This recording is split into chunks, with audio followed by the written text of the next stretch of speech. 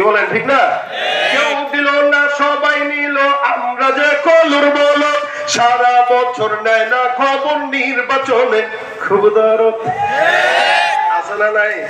কেউ দিল না সবাই নিল, আমরা যে কলুর বলো, সারা বছর নেয় না খবর, নির্বাচনে খুব দরদ। নির্বাচনের আগে নেতে ধরে কত রকম বেশ, দেখতে দেখতে গোল্লায় গেল আমার সোনার বাংলাদেশ, দেখতে দেখতে গোল্লায় গেল আমার সোনার বাংলাদেশ। কত রকম বেশ এখন দেখবেন এই সময়টায় অনেক মুসল্লি বাড়বে মসজিদে। কারা এরা? আমি বলি নাই, দোষ আপনাদের।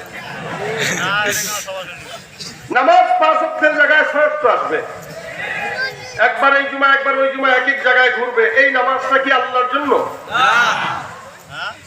তারা বোঝা গেল কখনো কখনো বান্দার নামাজ যদিও বান্দাকে গুনাহ থেকে মুক্ত রাখে, আবার কখনো কখনো বান্দার নামাজ বান্দাকে জাহান্নামের আস্ত করে নিক্ষেপ করে।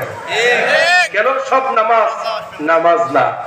আল্লাহ পাক বলেন, ওয়াইদা কামু ইলাস সালাতি কামু কুসালা।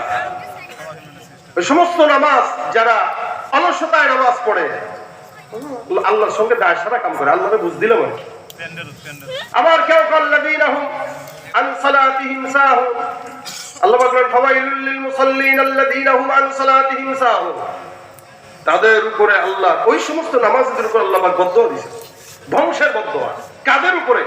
যারা মানুষ তাকে নামাজি বলবে এই নিয়তে নামাজ পড়ে, যারা ভোট পাওয়ার জন্য নামাজ পড়ে। সোজা কথা।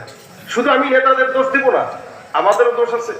আমরা অনেক সময় নিজের ধান্দাকে সুন্দর করে উসুল করার জন্য নামাজ আদায় করি।